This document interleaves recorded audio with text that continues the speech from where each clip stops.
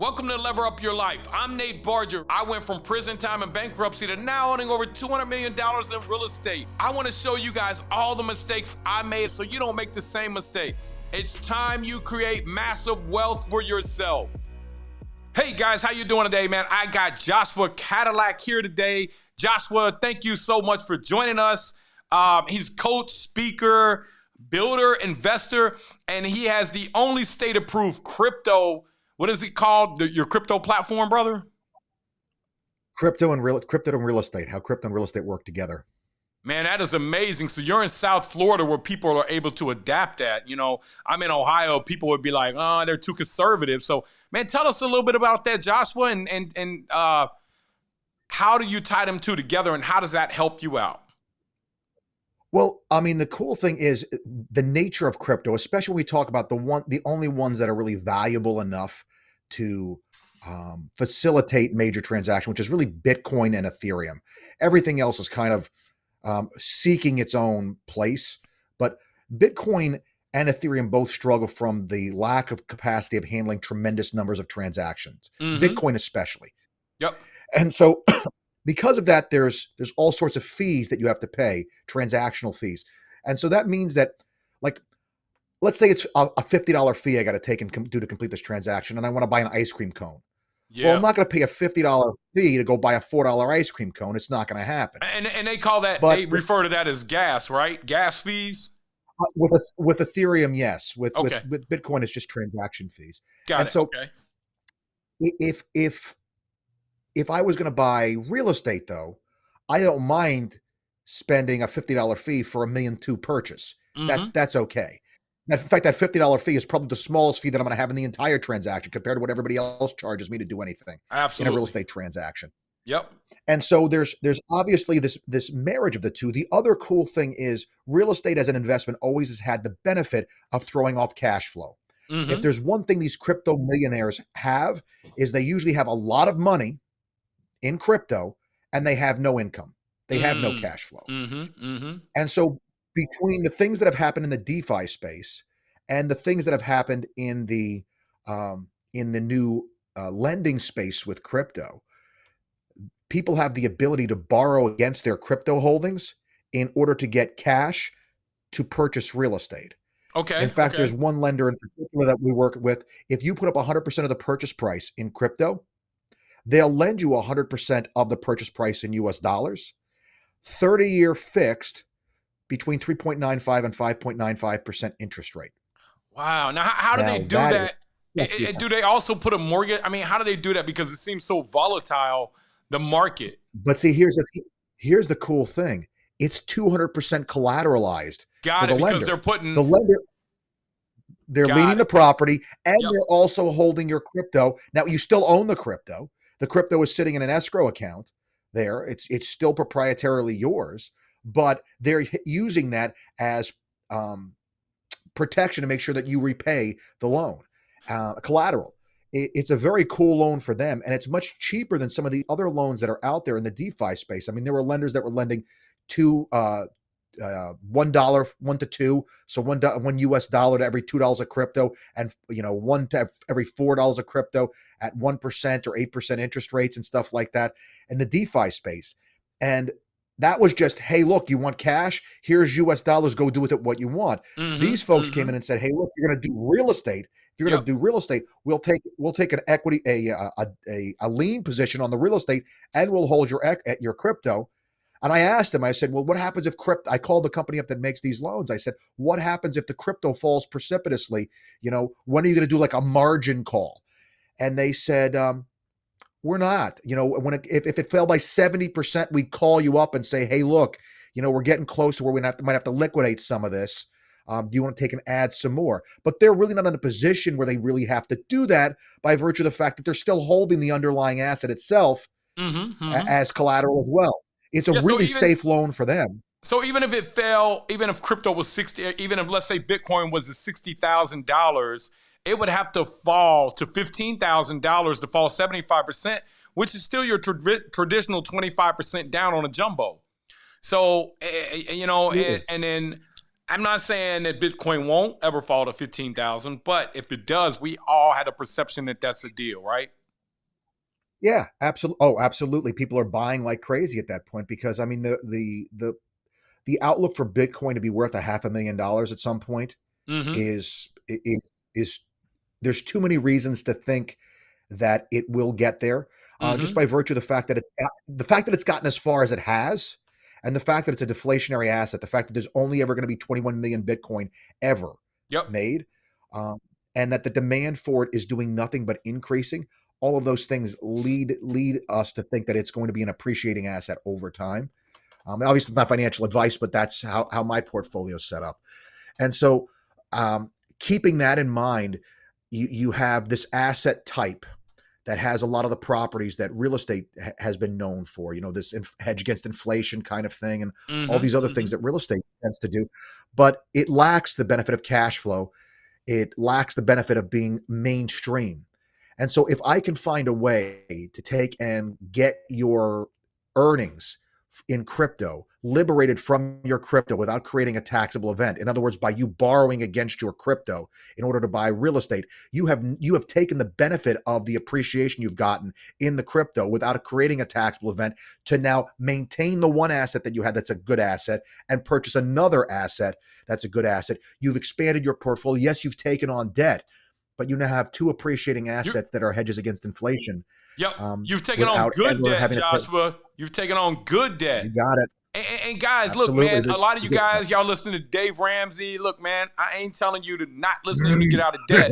But if you want to learn how to create massive wealth, listen to Josh Cadillac. What he's telling you guys, what you guys really don't even understand, those of you that own stuff free and clear, is that by going and getting a mortgage on your property, you're creating an expense against your property. So if your property is hugely cash flowing great and you need to create some more expenses, you're worried about paying taxes, you can go borrow some money, you can go do a burr, you can go understand a tax code, understand a maker's schedule. Anything under 20 years, you can expense it, you can crush it, you can leverage your crypto.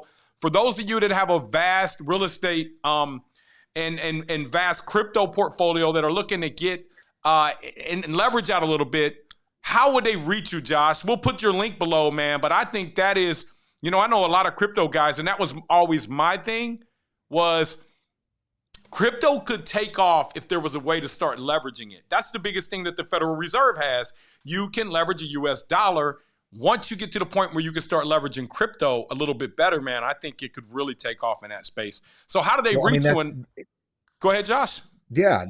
No, I mean, they can get me at josh@joshcadillac.com is usually the best way to get me. My podcast is the Know Your Shit podcast. I'm all about agents need to know their shit in this business. So those are the two big places where I'm at right now. And my courses, the stuff that I teach is on acecloser.com. It's all taught live stream or in person. So that's none of it's pre-recorded. If you want to see what we do, I mean, at this point, I think I have 28 courses that have been approved by the state of Florida for continuing education. And every That's place I've ever amazing, taken brother. any of those, That's amazing. it's, That's it's amazing. it's the record. Actually, I have the Listen, record Josh, for most. for those of you that are thinking about college, man, and I don't know your viewpoint on this, Josh. What is your viewpoint? Did you go to college? I went back to college when I was 30 years old because when I came out of high school, I was like, I am done writing papers. I mean, I did well in school, but I'm like, I am done with all this noise. Yep. And so I got into business and I started doing what I was doing, and I made money and I had business. I had a business going when I came out of high school. So I mean, I was already rocking and rolling. And then when I was 30, I decided, you know what? Let me go back and see what I missed. Everybody keeps talking about you got to go to college, you got to go to college, and I was blown away at how poor the information that I got was. At the general, I've always been told you don't have to go to college. I've always been told you got to go to spring break. Well, that's a thing too. That's a thing too. And so like I went in there and I had all these teachers trying to convince me to think a certain way, to vote a certain way, that all these social issues. But when I would ask them a simple economic question, you could see the tilt light go on. Like, I never thought about that. And I'm like, well, wait a second. You know that the financial aspect of this is how the whole world works. This is how people make decisions as to what's in their best financial interest. Yep. Shouldn't we think about that first before taking and making proclamations? So Mm. my net result was I walked out of college with a bunch of teachers telling me how to think and how to vote and how to do everything. And four of my Wow. professors wound up being investors in my fund. I ran a real estate small because they had no idea what to do with their money. What's Yeah, yeah, yeah. crazy is you'll go in there, they'll give you $150,000 in debt to go get a college education, and not 1 minute you spend there will be spent teaching you how to pay that money back. It Yeah, yeah, blew my yeah. mind. Yeah, and you know what, Josh? It's like you said, the information's so poor that they got to drag it out 4 years. And I got Oh my God. I teach people real estate, and I had a guy join my academy last August, 20-year veteran, man, and this he worked the system. It was a 13-week academy. This January, he finally got his first deal. First deal. He's a millionaire right now. 5 months, guys, in real estate. He has $28,000 a month in passive income. Now, those results are not typical. But I said, hey, man, so do you really believe that somebody that goes to that somebody that does this for 4 years versus going to college can become a millionaire? He said, I'll let you know, Nate, my 17-year-old daughter is actually investing in real estate. She has a goal by the time she's 21 to become a millionaire. And I told her, you go become a millionaire, then you can go to college. And I was like, that's right. Absolutely. That's what I'm talking about. Absolutely. Look, it's such a different experience when you go to school because you genuinely are curious. When kids go to college, it's not because they're curious. They feel like they gotta go in order to get to something else. So it's a job as opposed to a labor of love. When I buy a book on Audible and I listen to my book, that I enjoy it. I bought it because I liked what it was about. I thought it was interesting. And so I came at it from a position of wanting to learn. If I was to go to your real estate training, I'd be in there because I want to learn. I'm interested. It's an interesting topic to me.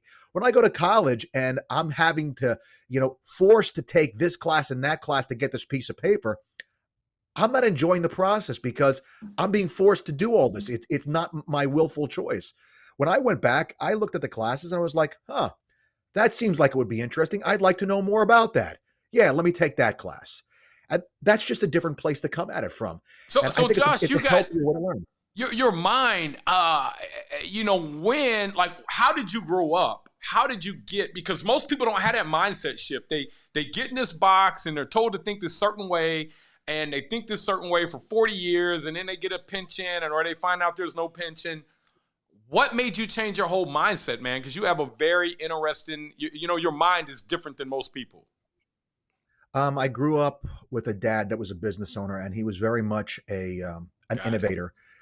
He had multiple patents to his name. He was a brilliant guy in his own right, but very approachable. A New York accent, not a highbrow guy. Grew up in the docks in New York. But when I say brilliant, I mean he got drafted in the military in Korea. So he was actually an older guy. He was born in 1930. And they gave him an IQ test in the Army, and they sent him out to the nuclear weapons program in New Mexico based upon the IQ test. Wow. He was that guy. Well, yeah. And so, and even though, the job, you had to be smart just to be on the base there. And so they gave him just like a menial job. But he came back, he was like the in charge of mail or something, nothing crazy like that. And he came back, but of course, because he was always curious, he knew exactly how wait, Josh, we got to back up, man. You can't be telling people that he was doing mail. You got to say, man, my dad was doing stuff so top secret that they told him the only thing he could say he was doing was mail. No, man, it's even better than that. Let me tell you who my dad was. All right, this is going to take it and really lock in the picture of who this guy was. He gets this job doing this mail room, right? That he's responsible. He's the only guy working there because the base at that point wasn't fully staffed. And so he didn't like to have to clean and all this other stuff. So he cleaned the room and got it perfect, and waxed the floor to a mirror finish and everything. And he would go in every day and he'd walk on rags so he wouldn't have to clean anymore. He just had a system for everything. Yep. commendation after commendation after commendation. Now, understand this too. He had a major industrial operation in New York going on. His father had just passed away, who had been running the business. They desperately needed him there. He didn't want to be where he was. He was miserable being in the Army because, he's a very efficient, like how's the best way to do it? And the Army doesn't work super efficient. We need 12 copies of this. Why do we need 12 copies? I don't know. Where do the copies go? Well, one goes, why does it go there? Nobody knows why. And so he loved the US. He loves America. But the Army drove him up a wall because it was just so inefficient, right? So he's there. And this is the thing I tell people. He didn't want to be there. He didn't like what he was doing. So you know what he did? He did it so well. He won commendation after commendation after commendation because nothing he did in his life, he did in a way that he couldn't be proud of. They say do anything the way you do anything the way you want to do everything, right? So how you do anything is how you're going to do everything. And I think that and so you're very systematic. I mean, everything that you've accomplished, man, investor, a realtor, builder, all of this is systematic, right? So what would you say to somebody? What would you say to your younger self, 20 years old? You kind of, we're out there and we're kind of, now you probably have a clear direction on where your kid's going to go, right? But back then, there wasn't as much information out there. What would you tell a 20-year-old or an 18-year-old and a parent that's struggling and doesn't know and they think, you know what, the only thing for me to do is kind of send my kid off to college, let him accumulate $100,000 in debt so he can maybe figure it out?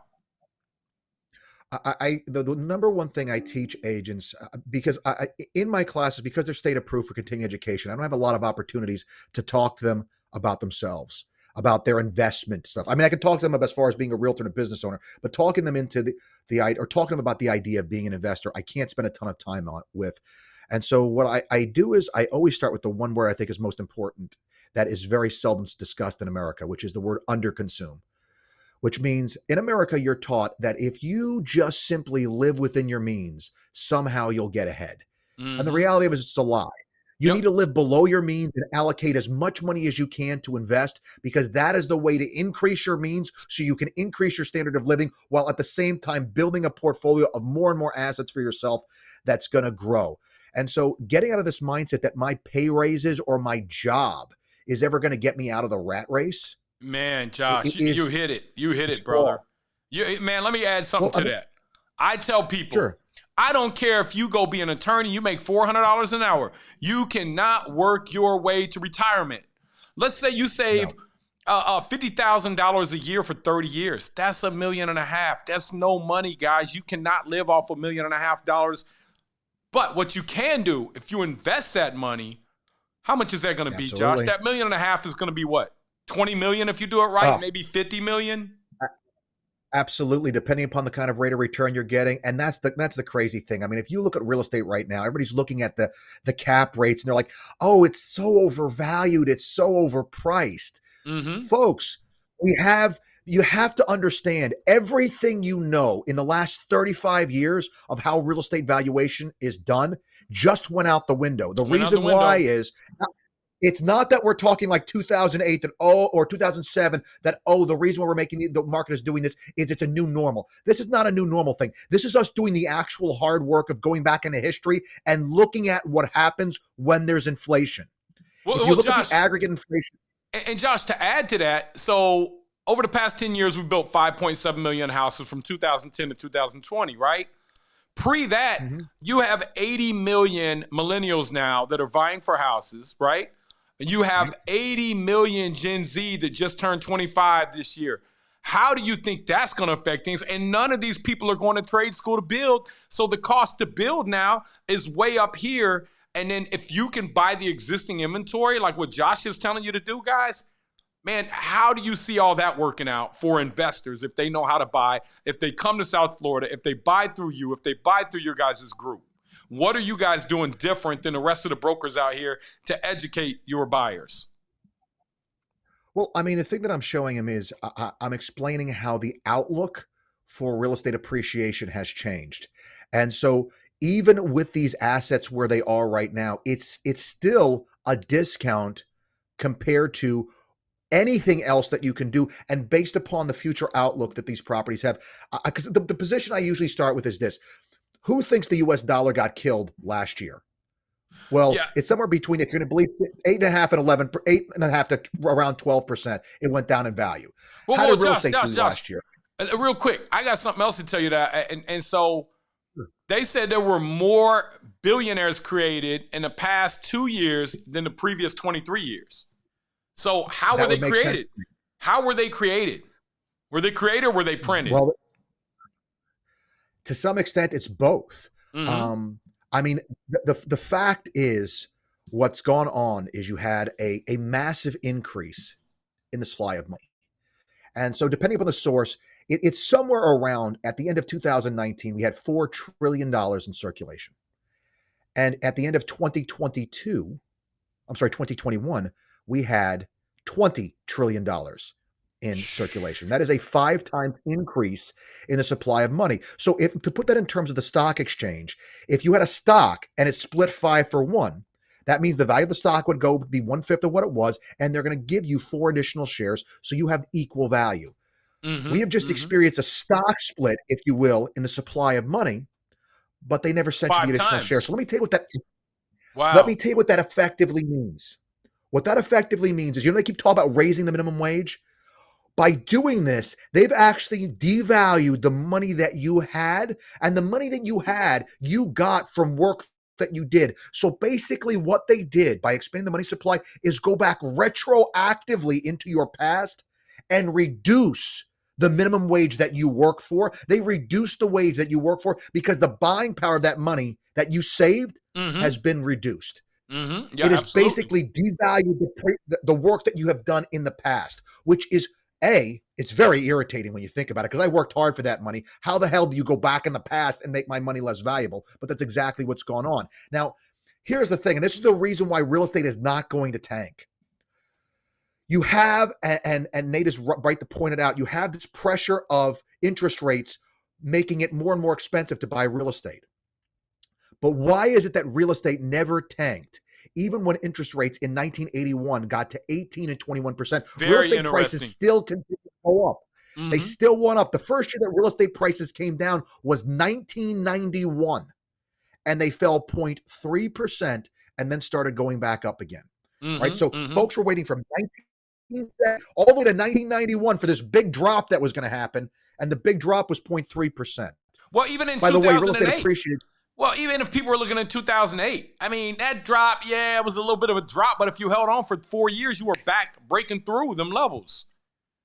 Well, see, it's a different kind of thing, because there were no metrics that supported the prices going up, and that's the big difference. People, and this is the reason why millennials and Gen Z have been slow to get in the market, because they lived through this. Yep. So for them, they're looking at this and they're saying this is another bubble, because the last time we saw prices run up, it was because of this. That was an artificial market created by a change in lending criteria that had been consistent for decades. They now took and created artificial buyers. But the thing was, and this goes to your point that you were talking about before we started, Nate, the idea that wages were not going up in the early 2000s.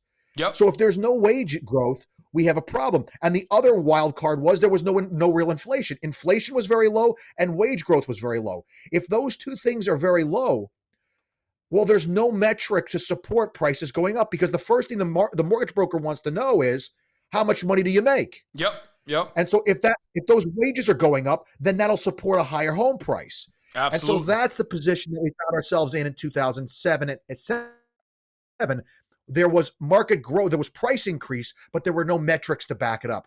In the Yep. 1970s, we had both wage growth and we had inflation growth. Now, by the way, guys, wage growth is always behind inflation. So which means your Absolutely. wages are going up. It's never enough to keep pace with the value of your money going down. And Well, so Josh, all that's going on. I own quite a bit of real estate, and for me, man, I tell people, look, man, we got $200 million in real estate, guys, and when it's going up, inflation's going up, our prices are going up, we're getting wealthy, wealthy, wealthy in our sleep. So, guys, you cannot, as he said, work your way out of retirement. Not only work your way out, but as you increase wages, all it's going to do is cannibalize the money even farther and create more inflation. So you're not going to have more buying power. You got to understand how this stuff works, guys. You guys got to get some investments, man. You got to get some hard assets that actually need to be produced. Hard assets, man. Hard assets Amen. that actually need to be Hard produced, assets. man. So, Josh, I'm gonna jump in, man. Go ahead, brother. Good. Now they got some, some No, questions that they want to be, huh? I was gonna give you an analogy that I use for this all the time, but go ahead. That's fine. Now let me hear it, man. I want to hear it, brother. I'll make it as quick as I can. But the very first job I had, Nate, when I was a kid, when I was 9 years old, was loading a vending machine for my dad. And I clearly remember when I would load the cans of Coke that they were 50 cents. I go to the same vending machine today and they're $1.50. So I have to ask myself, what's different about the Coke? Did they change the recipe? I checked the back of the can. Recipe's the same. Did they? Maybe the can's made out of some new space age material. Maybe that's what. It's an aluminum can. Maybe the vending machine makes it colder. Maybe that's why I'm paying because the vending machine's better. Nope, vending machine's the same machine. So why is the can of Coke $1.50? Well, you know what it is? My money stopped going to the gym. My quarter used to be able to go get one of his buddies and go get me a can of Coke. Now he needs 5 of his friends to do the exact same job. What if my little 9-year-old hand, as I'm about to change that 50 cents into a can of sugary deliciousness, somebody grabs my wrist and says, no, don't spend your money. Smart people, they save their money. So I put that 50 cents in a savings account 30 years ago with compounding interest for the last 30 years. I'm gonna remove the suspense. Normally, I ask everybody how much they think the money grew into. The answer is it grew into a whopping 56 cents. All right. Wow. I went in. I could buy a can of Coke. Wow. And I put it in. I can buy a third of a can of Coke right now. So what if instead of doing that, Nate? What if I bought the can of Coke, but I didn't drink it? Maybe I got some pixie dust, put it on there so it didn't go bad. Could I load that can of Coke in the vending machine and sell it for $1.50 today? All day, every day. So did we just figure out a can of Coke is a better method of saving money than a savings account? I mean, should I be going to BJ's or Costco or one of those places and often take some Coke in the trunk with any extra money I got? Because obviously sticking in the bank is a loser. Yep. 6 cents in the bank to $1 that I make. What year was that? I'm just curious. What year was that? That's 30 years ago. Well, I guess it was 1989, I guess. 89? Yeah. Wow. So 89. Wow. So if you would have bought a property, the average median house value back then was probably 119,000. Right now, the average median house value is, I think it was 428. Yeah. It started to pull back. It's at 407, 408. Yeah. And the houses have cash flow, right? Well, you absolutely jumped. You absolutely skipped to exactly where I was going, which is, what other assets do we know of that are like the can of Coke? Yep. Real estate, all day, every day. Real estate, baby. You read right between the lines. You picked it right up. But Josh, it's going to get a lot cheaper because you got all these millennials that have been going to school to become builders and plumbers and electricians. And hey, you guys see where Josh is going? Real estate is better than a can of Coke, and a can of Coke is pretty dang good. Absolutely, scarcity is a market is an economic effect that increases the value of something. And so the normal market response to the supply and demand situation is one thing. But if you add the benefit of scarcity, one of the things I look at, you buy houses in the hood, I buy houses in the hood. Why? Yep. Because as a builder, I can't build that house anymore. It's too expensive to build. Well below equilibrium, guys. Follow the basic jobs. Follow where those houses are at. Those are the ones when you got eminent domain. They're not coming into the nice neighborhoods and tearing them down. They need a hospital. You do land assembly. That's where you guys can get wealthy at. Absolutely. All day, every day. And look, I mean, in my market, I can't build a house for less than a 2,000 square foot house. We're looking at $600,000 for a so you're 300 a foot. Is that with hard and soft? That's my exit number. I have to, in order to take and be okay on the way out, I got to figure before I break ground. So you're making 15% if you can settle to 600. I can make my 15% that I need to survive, right? Yep. And so that means. And wait, Josh. Now, explain to them what 15% looks like, but explain to them how you're using leverage, and that 15% is actually leverage and vertical integration to actually be. By the time you get out of the project, I don't know if your bankers listen to this. By the time you get out of your project, do you have zero cash in by the time you did that construction draw, or you pretty close to that? We're pretty close to that. So we're sitting there. We're just basically waiting for our profit to come out as the last little bit of that thing. I mean, this is the The system with real estate is always to figure out how to get your money in and how to get your money back out so you can immediately get it back out again into the next asset and keep this thing going. Keep Yep. this is how asset accumulation works, because otherwise you're in the flipping business and you're never really long in real estate, and Yep. you're only as good as your ability to find that next deal, which if that's going to be your business, that's a way to go. But for me, playing those short-term capital gains, those higher tax rates on every dollar that I earn on the flip, I would much rather be long in a position with income-producing assets all day, every day. Maybe I'll do a flip every once in a while because I need Yep. capital, but why wouldn't I go to my lender and pull cash back? Yeah, pull Either the cash way, out. Non-taxable absolutely. event. Non-taxable event. Sure, absolutely. Plus, I get the mortgage tax deduction on the interest. It's all So sorts of you're a good real things. estate professional, right? This is my jam, man. This So is you're a what I real do. estate professional, guys. Like, look, guys, I make millions of dollars a year. I don't pay federal taxes. We defer them. Now, how do you Absolutely. defer them? Josh understands it's the maker schedule, understanding the maker schedule, understanding that right now under the current tax code, anything under 20 years on a maker schedule, you can expense year one. The same way, and I believe that just why Donald Trump didn't want to show his taxes, but Absolutely. I have a secret for you guys, man. This is the same tax code you guys got. Figure out how to Absolutely. use it. Josh, what is the name of your podcast? How can they listen to your podcast? I mean, you are a wealth of knowledge, brother. Help us Okay. out, man. Everybody needs to be following you. The podcast is called Know Your Shit with Josh Cadillac. It's designed for anybody that wants to know what the hell's actually going on, the things that you need to be paying attention to. So is this, you teach the same stuff they teach you in college? I teach the stuff that actually matters. There you go. There you go. Not you know, knocking none of you college people, man. And, hey, Josh told you he went to college too, but so Yeah, what do you think was the moment that helped you to lever up and scale your business? Losing everything in 2008. Oh my God. Hey, you lost everything too. Everything, man, everything. And I had to take and scrap and scrounge. Wait. You held on to the Cadillac. You still got the Cadillac, right? Older name, buddy. Older name. I went from a Chevy Corvette that I was driving around and loving every set. I'm a car guy, to a Chevy Cruze. Oh, hold on, man. You a car guy? I'm a car guy too, man. What's your favorite? Right now, man, that new flat plane crank Z06 that's coming out has my toenails tingling. I love American cars, man, and that is a very, very the highest horsepower naturally aspirated engine that's ever been produced. It's very sexy stuff. My partner Matt has one of those on order. How many horsepower is that? I think it's like 795 or something crazy like that. Naturally aspirated, guys. Naturally That's insane. aspirated. I got an LP640 Lamborghini Murcielago, man, and that thing. And then I bought one of them Tesla, what is it, performance, whatever. Man, that thing will smoke my.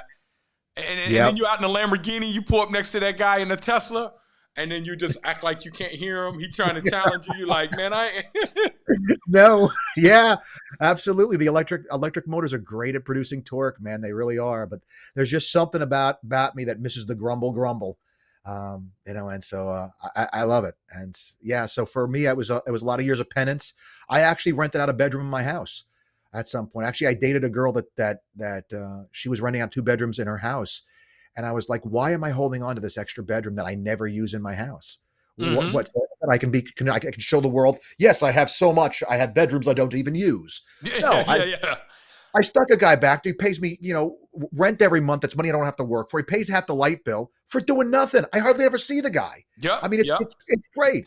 And so that idea of really taking under consumption as far as it could go. I mean, after a year or two in the Chevy Cruze, I didn't need to be there anymore. I was at a place where I could have done more, but I was like, why am I going to stop under consuming? I was able to take and start picking up assets again. And I mean, this is now 2010, 11, 12. I'm buying at discounts. I started buying non-performing mortgages. I went through the same thing, Josh. I went bankrupt, brother. And then I came out of bankruptcy in 2013 because I was, I tell people this. Bankruptcy was mentally, it's one of those things you say you don't want to go through. But let me tell you something. If you got college debt, guess what's not getting wiped out if you go to bankruptcy? Guess what, guys? I have millions of dollars in debt, not just wiped out, but I use private investors to go back and buy mortgage notes on a lot of the property from the banks. Short sale, we were able to go in. So listen, don't be fearful. Even when you go through hard times like that, there is a way out. And if you're in control of the asset, the bank is more apt to work with you guys. Now, if you just lay down, the bank's going to steamroll over you. Absolutely. But if you get in here, you listen to Josh, you listen to guys like me, we'll tell you how to get through that if that ever happens again, because there is a way to get through that. And I ended up with 4 of my properties free and clear that the banks gave me, titled over to me, because they couldn't prove that they were the actual owners and the people who lent me the money had died. Countrywide, IndyMac, all those people died, man. They were no longer around. You couldn't come in. And so, guys, to me and Josh, guys like us that made it through the last recession and came back up, there's a lot of you guys that are still sitting on the sidelines. What would you say to them right now, Josh? What would you tell them to do to get out here and lever up? Because Josh, you know the guys I'm talking about, don't you? I do. They're sitting there, they're waiting for the bubble to burst. And I would say, look, what is your outlook for cash? We've seen inflation run this last year, and we've seen cash get killed between 8.5% and 12%. We lost in value last year. So in order to just stand still, you got to be making 8.5% to 12%. How did we do in real estate last year? We were up 25%. So that's a 35-point differential. Who thinks real estate prices are coming down this year? Whoa, Josh. It's more than that, because if you got a 75% loan. Oh, yeah. Come on, explain leverage to him, brother. Explain it to him. Look, let's say I had two options. I could buy one property that's returning 7% rate of return, or I could borrow against that, borrow to buy that property, and I could buy 3 of those exact same properties. And my cash on cash, my return with debt and without debt is 7%. All right, they're the same. If those properties appreciate 5% in value, if I have one property, I get 1.5%. If I own 3 properties, I get 3.5%, because even though it's the bank's money, I get 100% of the appreciation of those assets. So wait. When you go to sell the property, let's say you bought the property for $500,000, it went up in value to $1 million. So you're telling me that when you go to sell that property, the bank doesn't get any of the profit? The bank gets none of the profit. The bank is taking a debt position. It is a much more risk-averse position, which means they're guaranteed a certain return, but they take and participate in no way. Let's be honest, man. They have a much riskier position. They're putting up 80% of the money and getting a 4% return. You putting up 20% of the money and getting a 25, 30% return. So banks like to think of themselves, that last 10 or 20% is where we make our money at, guys. That's called the syndication, or that's your down payment. That is where you truly put your brain together. Josh, how have you used that to lever up in your life, man? Because you get it, brother. Just from the standpoint of what it saves you in taxes. If I have those 3 properties instead of the 1, I have 3 times as much depreciation that I'm using to offset my income. I'm paying 2/3 less tax. Plus the mortgage interest on those loans is a tax deduction, which means when I take and I figure out my cash on cash return, I use the debt as an expense. But wait a second, it's not really an expense, because I'm actually getting a benefit from that expense, that it's reducing my taxable basis. Plus, I'm counting that mortgage payment once again as an expense. Hold on. So if you bought some properties in 2019, let's say you had $1 million worth of property that you bought, now they're worth $2 million. Let's say you go back to the bank and you pull $1.5 million out. You only owed, let's say, $800,000 on them, right? $700,000. Now you're getting a new loan for $1.5 million. Aren't you going to have to pay taxes on that money that you pull out? It's not a taxable event, because it's not income. Wow. We pay an income tax. We don't pay tax. But you pulled more money out of the property than you had in it. Don't you have to pay tax? Because it's still debt. You still got to pay it back. Now, when you earn the money that you used to pay that debt back, you will pay tax on that money. But that's money that you've earned now. That property is generating that income. The property is paying the tax on that money for you. So, guys, I don't know what you guys are not getting. Like, this is it. This is how 90% of millionaires look. We didn't. Were you straight A's in school? Where were you at in school? I did pretty well in school. My father would have killed me if I didn't. So. I did pretty well in school too. I never flunked, but it's a matter of making it out. I mean, at this point, it's a matter of the box is checked. We did it. I was good in school. I mean, I'm good with the numbers. Although I got to tell you, I hated math in school. But when I started to learn real estate math, man. Or I learned how to do I teach differential. I just taught 250 agents live in Nebraska in 4 hours everything about investment in real estate plus differential cash flow. They walked out of that room knowing how to do an internal rate of return, because when you have your head around that, then you really understand the value of real estate and what you're selling. Knowing how to take and get those numbers and figure out your projected rent growth and your appreciation over time, that's not looking historically back and saying, hey, it did this in the past, so I guess it's going to go up. It's like saying, hey, look, this is what it did in the past. This is what it should go up, and this is what I can expect to sell it for. Now we have something we can really work at. And that, folks, to be clear, I know I talked about this like, oh, that sounds like crystal balls. Mm-hmm. That is how commercial real estate's done. They do a pro forma based upon what this asset should do over time. They take that to the bank, and the bank lends the developer millions of dollars. Give them money. Based on that projection. So, Josh, how do you feel about people, man, out here when they don't know their shit? Man, it is what frustrates me, honestly, Nate, is that not only do they not know their shit, it's they don't understand the quality of the asset they're selling. So, like, if you want to ask a realtor an embarrassing question, ask them what's good about real estate. They'll tell you something like, oh, I get to make my own hours. I get to meet such interesting people. Now what's good about your job? What's good about the product you sell? And you're going to get a Porky Pig. They have no idea what's going on. And so, like, to me, I say to them, it's got to be because real estate's bad, right? That's why we never talk about what's good about real estate, right? Because something's wrong with it. And the answer is no. It's one of the most amazing products in the world. A statistic, I got to share this one with you. I don't know if you know this one, but I love this one. Nearly 90% of all businesses that exist in the United States of America today were started by somebody taking out equity against their primary residence in order to start that business. No way, bro. I did not know that. So to be clear, that is amazing, man. Hold on, I got to write that down. Absolutely. I'm a history and economics guy. So America is built off of real estate. America is built off, more importantly, the wealth that people created by owning real estate.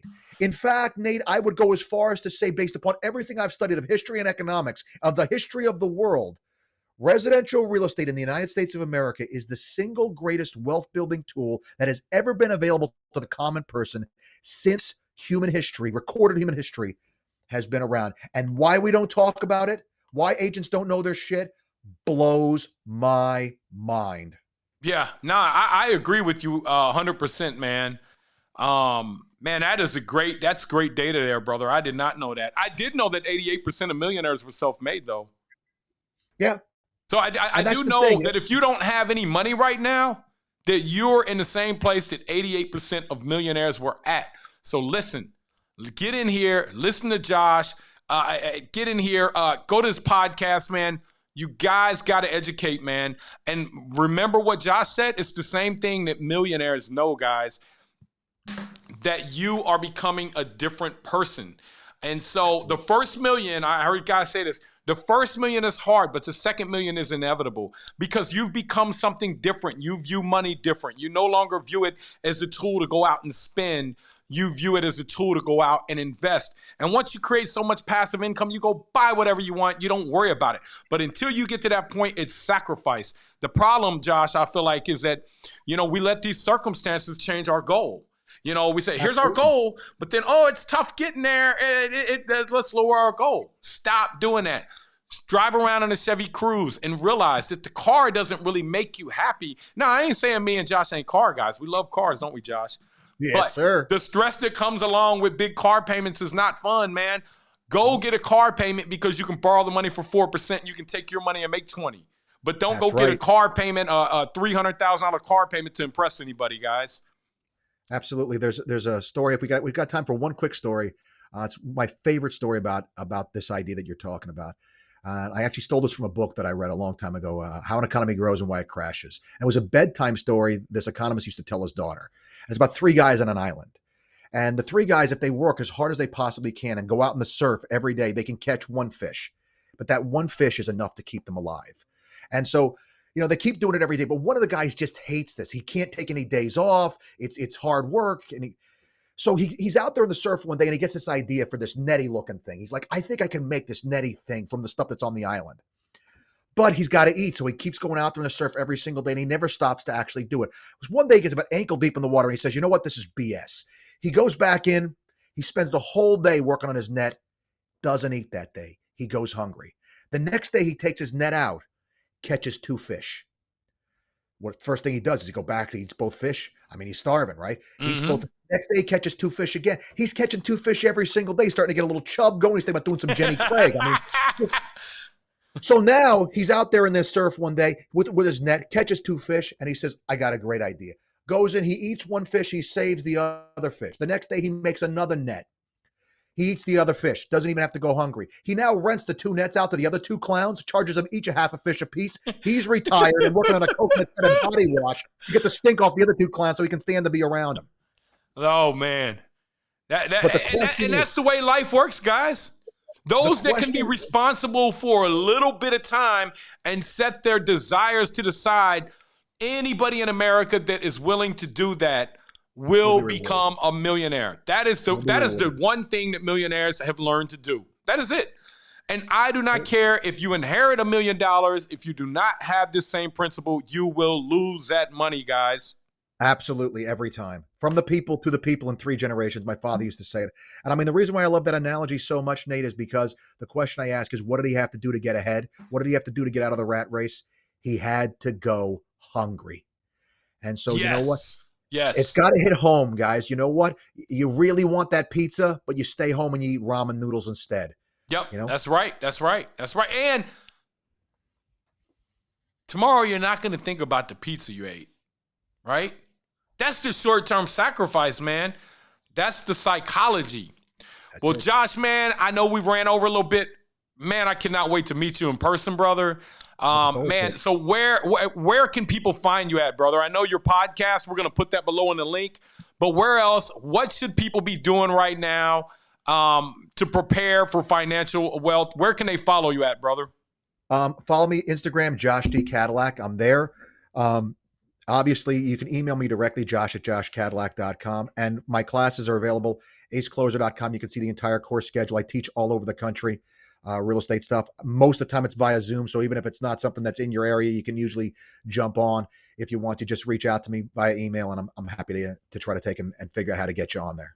Well, Josh, you're in, man. I would love to do a deal with you. Big deal, small deal, land development, whatever, man. I'm coming to South Florida. I love it down there, the opportunity. I'd love to catch up with you down there, brother. And thank you so much for coming on, man. I appreciate you, brother. Nate, thanks for having me, bud. It's been genuinely a pleasure to meet you, sir.